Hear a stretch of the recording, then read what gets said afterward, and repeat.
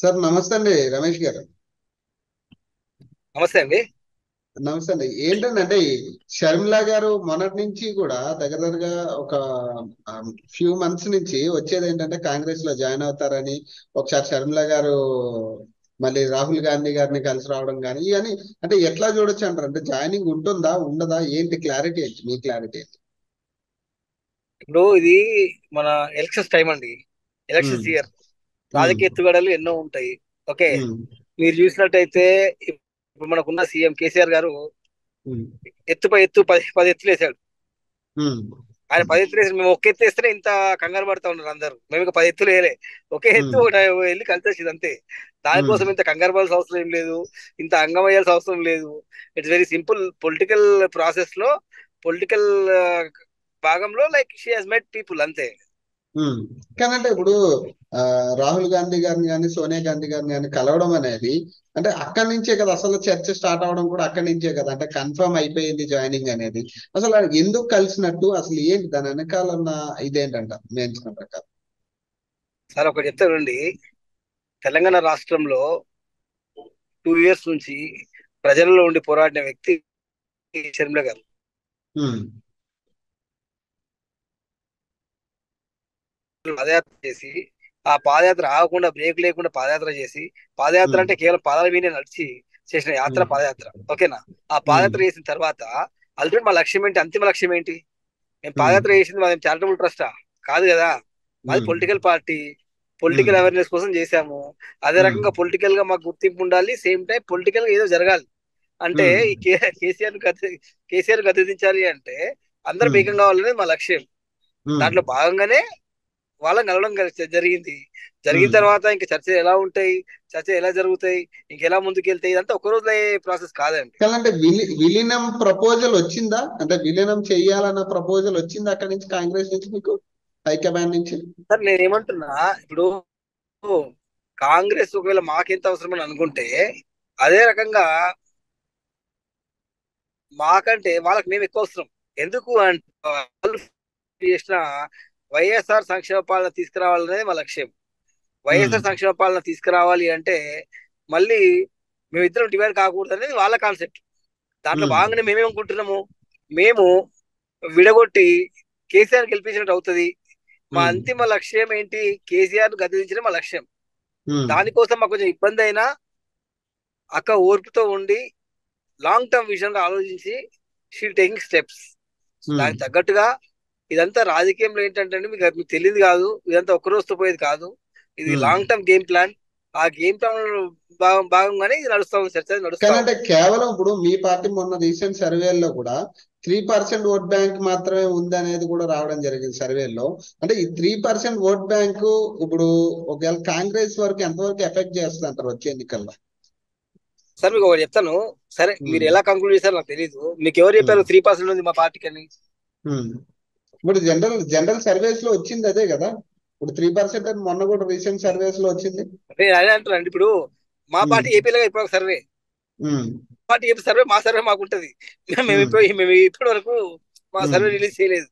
ఉమ్, అంటే మేము చెప్పేది ఏంటంటే, ఈ రోజు వరకు మేము అండర్ గ్రౌండ్ వర్క్, గ్రౌండ్ వర్కే చేస్తా ఉన్నాం తప్ప మేము ఉమ్, ఇలా జిమ్మిక్కులు చేసి ఏ సర్వే పేరు అడ్డం పెట్టి ఇంకా బయటకు రిలీజ్ చేయలేదు. ఉమ్, ఎందుకు అంటే ప్రతి ఊర్లో మీరు ఆలోచించండి.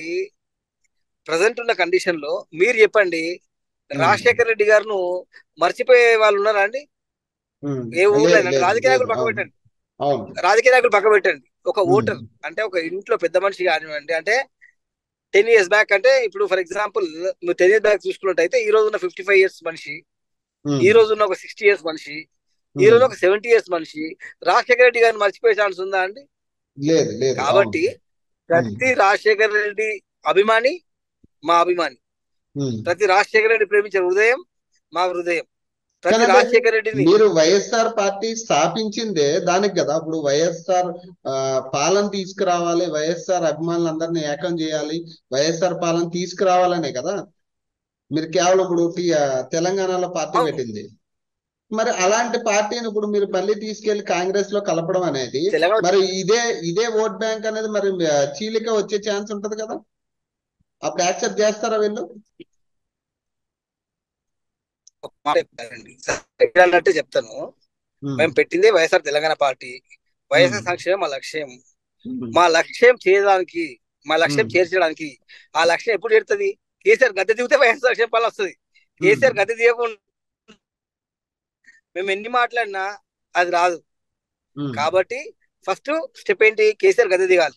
కేసీఆర్ గద్దె దిగాలంటే మాతో పాటు ఇంకా స్ట్రెంత్ కావాలి, మేము వేరే స్ట్రెంత్ కావాలి, అలా అందరం ముందుకు వెళ్ళాలి కాన్సెప్ట్. మీరు అంటే గమనించండి, మన ఈ తెలంగాణ స్ట్రెంత్ రాష్ట్రంలో కోసం మీరు కాంగ్రెస్ తో కలుస్తారా మరి అయితే? నేను చెప్తానండి. ఇప్పుడు మనం ఫర్ ఎగ్జాంపుల్ మీరు టీఆర్ఎస్ చూసుకున్నట్టయితే, టీఆర్ఎస్ పార్టీ పుట్టిందే తెలంగాణ రాష్ట్రం కోసం. తెలంగాణ రాష్ట్రం కోసం పుట్టిన తర్వాత టీడీపీతో పెట్టుకున్న రోజులు లేవా? మర్చిపోయామా? కాంగ్రెస్ తో పొత్తులు పెట్టుకునే రోజులు మర్చిపోయామా? లేదు కదండి. అంటే కేసీఆర్ వేస్తేనేమో చమత్కారం, మేము వేస్తేనేమో అది తప్పవుతుంది. ఇప్పుడు కేసీఆర్ చేస్తేనేమో అరే భలే వేస్తారండి అంటారు. షర్మిల గారు ఒక్క స్టెప్ వేస్తే తట్టుకోలేకపోతా ఉన్నారు. ఇదంటే ఏంటంటే మేము సైలెన్స్ ఏం లేము. మా ప్లాన్ మాకు నడుస్తా ఉంది. అందులో ఇది ఒక భాగం మాత్రమే. ఇప్పుడు కాంగ్రెస్ అనేది ఒక భాగం మాత్రమే. కేటీఆర్ గారు కూడా ఒక మీటింగ్ లో అన్నారు కదా, అంటే తెలంగాణ వద్దన్న వాళ్ళందరూ ఏకమవుతున్నారు ఇప్పుడు అని చెప్పేసి. మరి దాన్ని ఎలా తీసుకోవచ్చు? అది కామన్ అండి. అది కాదు, మీకు అర్థం కావాలి. అది కేసీఆర్ గానీ కేటీఆర్ గానీ ఎలక్షన్ వచ్చిన వాళ్ళకి వేరే అస్త్రం లేదు. అలాకున్న ఒకటే ఒక అస్త్రం. మళ్ళీ ఆంధ్ర అంటారు, తెలంగాణ అంటారు, 100 మాట్లాడతారు. కానీ పబ్లిక్ అది ఎవరు వినే పరిస్థితి లేరు. ఎందుకు అంటే వాళ్ళని ఇప్పుడు ఎవరు నమ్మే పరిస్థితి లేరు. ఎందుకు నమ్మే పరిస్థితి లేరు అంటే కేవలం వాళ్ళ అబద్ధాల వల్లనే. అంటే వాళ్ళు రోజుకు ఒక మాట మాట్లాడతారు. ఆ రోజుకు ఒక మాట వల్లనే వాళ్ళు ఎవరు నమ్మే వాళ్ళు లేరు. సేమ్ టైం వాళ్ళకి వేరే అస్త్రం ఏముంది? ఇప్పుడు చెప్పండి, ఫర్ ఎగ్జాంపుల్ రైతుల కోసం ఏమైనా చేస్తామంటే ఏమంటాం మనం? అరే రైతు కళ్ళాల మీద చనిపోయారు, కళ్ళాల దగ్గర చనిపోయారు, ఏం చేసినాం అంటాం. లేదు డబుల్ బెడ్రూమ్ ఇల్లు ఇచ్చినాం అంటే దా చూపిద్దాం, ఏడు ఇచ్చినాం అంటాం. ఇంకా ఫర్ ఎగ్జాంపుల్ విద్యార్థులకు ఏమైనా చేసినాం అంటే ఏమంటాం? ఫీజు రిమంబర్స్ ఎక్కడ ఇచ్చినా వెళ్దాం పదా అంటాం. వాడికి ఆప్షనే లేదు ఎక్కడ కూడా. సో వాళ్ళకున్న ఒకటే ఒక ఆప్షన్ ఏంటి ఇప్పుడు? మళ్ళీ ఆంధ్ర నాలా, తెలంగాణ నాలా, కర్ణాటక నాలా. వాళ్ళకి ఏమన్నా కామన్ సెన్స్ ఉందా అండి? మీరు ఆలోచించండి. వాళ్ళు టిఆర్ఎస్ ఉన్నప్పుడు వేరు, ఇప్పుడు బీఆర్ఎస్ అయింది పార్టీ. వాళ్ళు వేదిక మీద ఏమని మాట్లాడుతూ ఉన్నారు? బీఆర్ఎస్ అని మాట్లాడుతున్నారా, టీఆర్ఎస్ అని మాట్లాడుతూ ఉన్నారా? బీఆర్ఎస్ అనే మాట్లాడుతూ ఉన్నారు. వాళ్ళ పాటలు ఏమని వాడుతూ ఉన్నారు? బీఆర్ఎస్ అనే వాడుతూ ఉన్నారు. వాళ్ళ బ్యాక్ డ్రాప్ ఏం పెట్టుకున్నారు? బీఆర్ఎస్ అనే పెట్టుకున్నారు. బీఆర్ఎస్ అంటే భారతీయ రాష్ట్ర సమితి, అంటే దేశం మొత్తం పెడతామన్నది. అంటే వాళ్ళేమో దేశం పోవచ్చంట, పక్క రాష్ట్రం మొత్తం మాట్లాడితే తప్పు వచ్చిందండి. మీరు అర్థం చేసుకోండి. ఇప్పుడు ఒక నేషనల్ పార్టీ అన్నప్పుడు వాళ్ళకి ఇన్ఛార్జీలు వేరుంటారు, వాళ్ళ సబ్జెక్టులు వేరు ఉంటాయి. అంటే అది మాకు సంబంధం లేదు, బట్ స్టిల్ అర్థం చేసుకోండి. అంటే నిన్న కేటీఆర్ మాట్లాడిన విధానం చూస్తూ ఉంటే is well educated. How you can talk like this? అంటే అంత ఎడ్యుకేషన్ చేసి అంత చదువుకున్న వ్యక్తి పోనీ ఆయన నిలబడ్డ దగ్గర బ్యాక్గ్రౌండ్ ఏముందని చూసుకునే పరిస్థితి లేడు. ఆయన బ్యాక్గ్రౌండ్ లో బీఆర్ఎస్ అని ఉంది, వాళ్ళ నేషనల్ పార్టీ అని చెప్తారు, వాళ్ళు వేరే రాష్ట్రాలకు పోవద్దంటారు. వాళ్ళు మాత్రం కట్టలు కట్టలుగా మహారాష్ట్ర దగ్గర మనుషులు తీసేసి కండలు కప్పుతారు. మనల్ని మాత్రం కర్ణాటకకి వెళ్తే ఫీల్ అవుతారు. ఇదేం పద్ధతి అండి?